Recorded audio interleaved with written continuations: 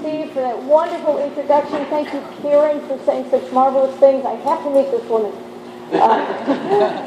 Very seriously, you are both such inspiring role models for me and for all of us. And I want to thank you both for your service to our country in the Marine Corps and the Navy, respectively. And can we please have a round of applause?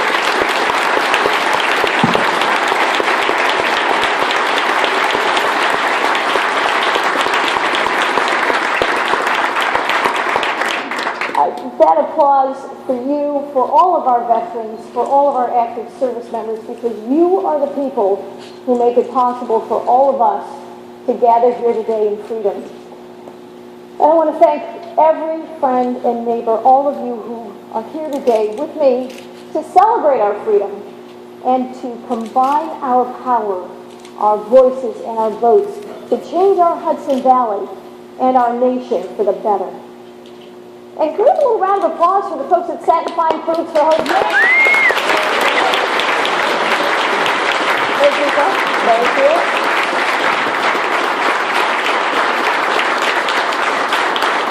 This is a great story here. Kevin O'Reilly, who founded Satin Fine Foods, came here from Ireland with a degree and a desire to excel as a baker. And he came up with a new way to make fondant. We are surrounded by pallets of fondant here. It's delicious. It's cake icing. You can decorate with it. It's very popular. And people love Kevin's fondant. So he worked night and day to keep his customers happy. His business grew, and before long, he needed a new home for it. And wouldn't you know it, they had a great space right here in the town of Chester. And they had a supervisor in this town who was determined to cut red tape. And today, Satin Fine Foods employs 77 people, making products that ship to 66 countries across the world. Kevin O'Reilly is a leader in his industry, and that town supervisor, Chester's own Steve Newhouse, is our Orange County executive.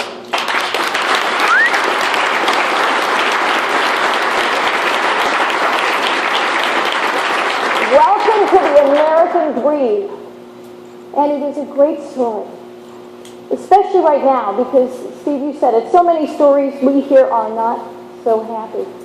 All across our Hudson Valley, I meet people who are suffering in a land that should be one of plenty and opportunity. People who haven't had decent paying jobs in months or years.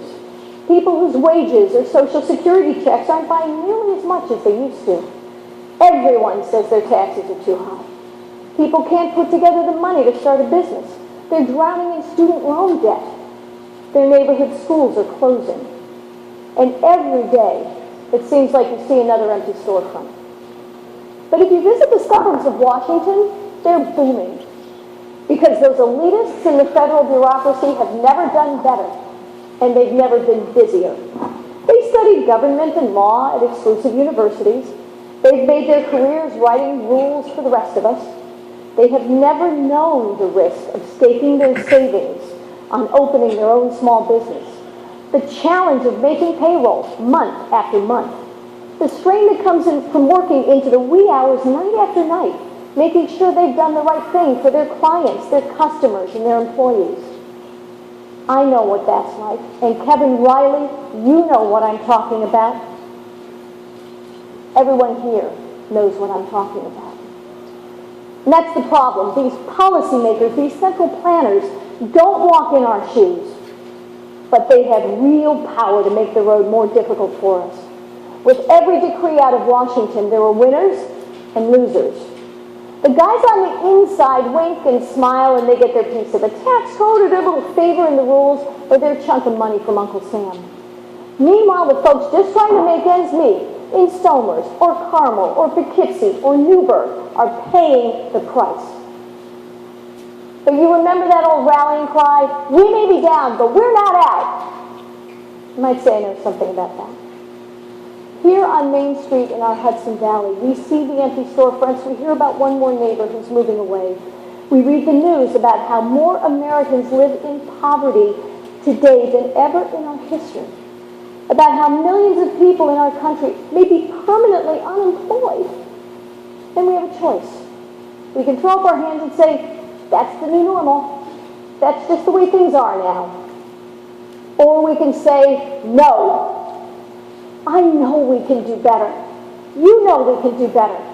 I'm ready to go to the mat with those arrogant elitists. I'm ready.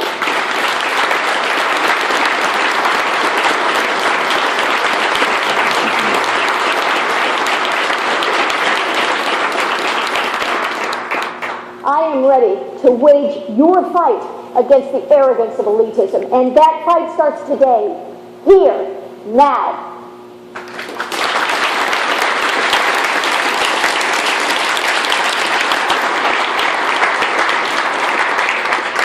The arrogant elitists say we must accept the fact that millions can't find work and will be permanently unemployed. No, we don't.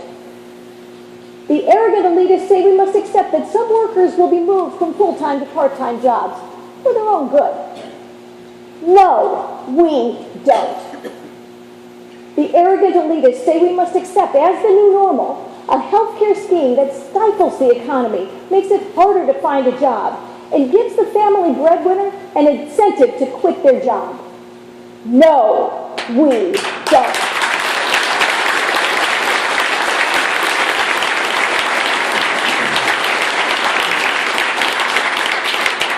They say we must learn to live without the insurance we like, without the doctors we want, without the health care we had. No, we don't.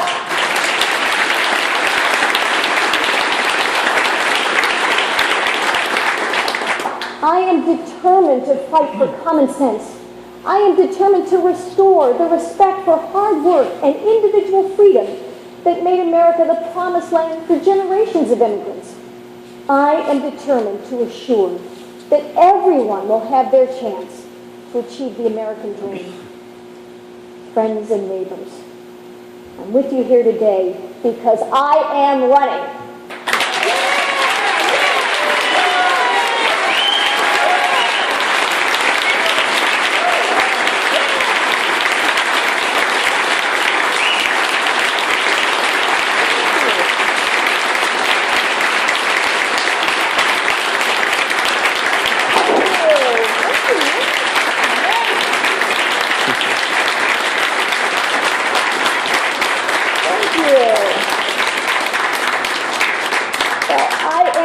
To fight that good fight with you and for you and for every single person in our Hudson Valley. I'm fighting as a doctor who cared for patients here for nearly 20 years. I know firsthand how important it is to have insurance you can afford, to have access to good care. Our seniors relying on Medicare need to be able to see the doctors who know them best. We need our local hospitals to be there for us. I got a call actually from a friend of mine who's a surgeon in Wappingers. One of his patients was at the pharmacy counter when he found out his insurance had been canceled. When he called the company, they demanded $3,000 down payment on the premium for the new policy before he could take his prescription home. For the record, let me state that there are some winners in the Obamacare scheme: lobbyists, bureaucrats, central planners, insiders, crony capitalists, and the insurance companies. They win. We lose. But we can take back control of our health care. 4 key principles. 1, let every American have a tax-protected health savings account. Personal. Thank you.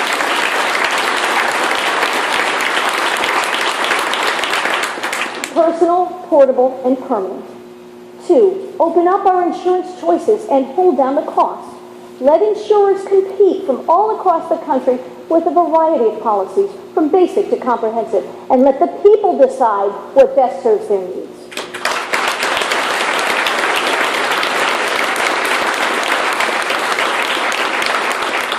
3, reform the tort system to protect patients without the unnecessary cost of defensive medicine.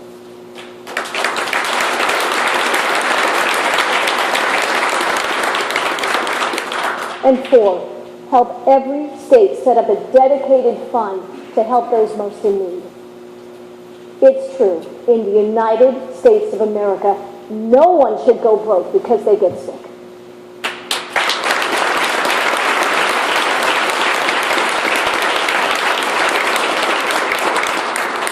all just common sense, and we need to fight for it, and I will.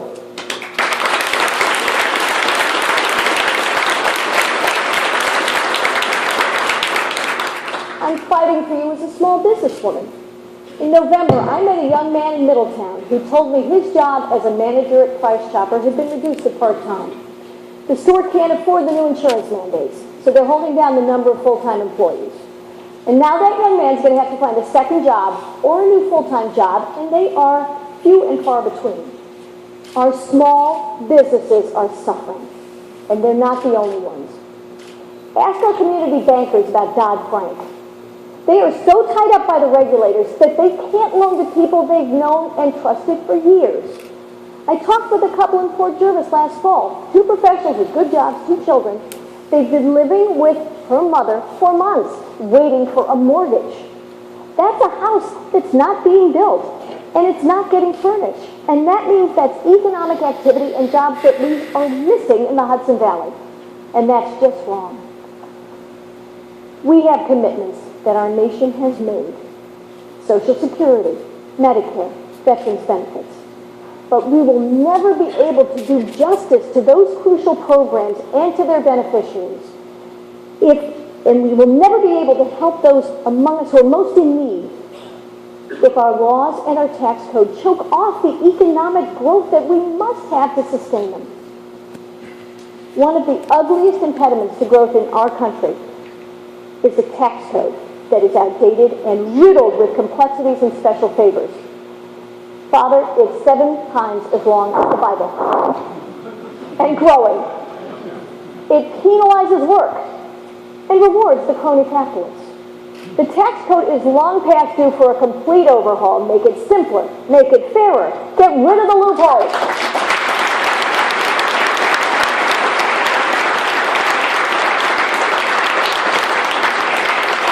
And lift the unconscionable burdens on our middle class. Washington has tipped the scale towards the bureaucracy and the elite. Washington is deep into the process of controlling where and when and how the dollars we work so hard for are spent. I'm here to tip the scale back towards you.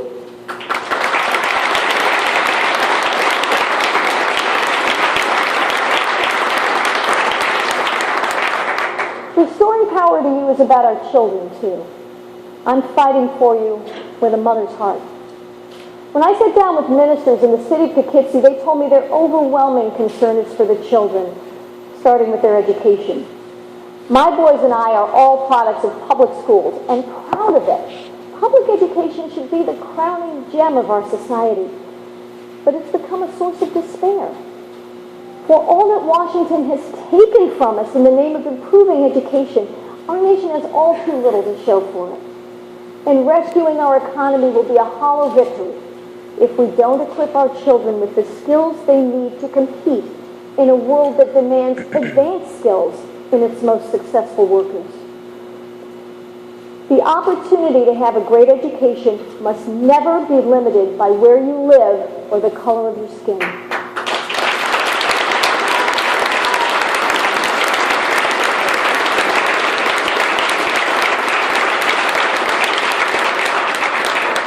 Let's give every community the power to establish charter schools. Let's give every family the power to choose the best school for their child. Let's repeal the dubious and costly mandates of Common Core.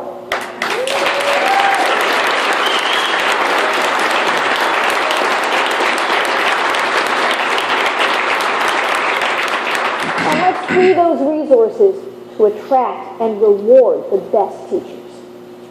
Let's have vocational education get the same respect and the same attention we give to 4-year degrees.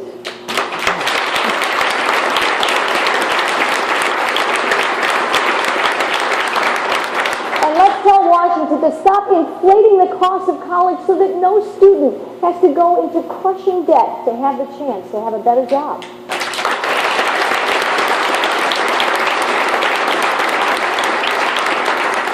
To have the chance at achieving their own American dream. What an incredible and precious thing it is, that American dream. I've been blessed to live it. As a first-generation American and the daughter of 2 World War II veterans, they're here today.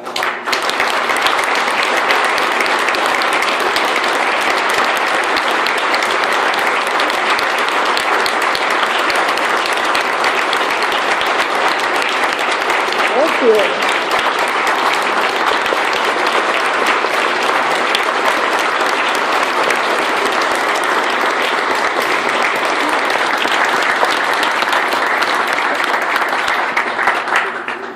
I worked in a steel mill, Dad knows, Mom knows, to help pay for college.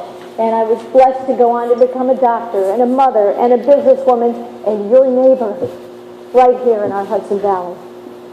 And I feel so blessed to be side by side with you to restore what our founders made possible 225 years ago when they designed a government that is restrained and respectful, responsive and responsible. They designed a government that would respect your American dream, not a bureaucracy that would impose its will and mandates on you. Our founders had a different idea. Faith in a free and patriotic people who cherish their communities and their country and who are ready and able and eager to do the work to sustain them. We're here today, all of us, because we have faith in that patriotic people. We have faith in America. And together, we will return that faith to its rightful place in our nation's capital.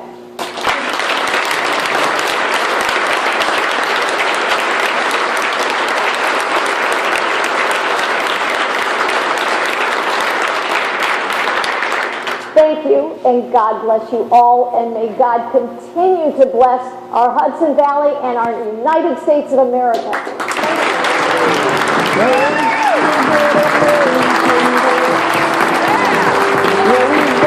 Thank you.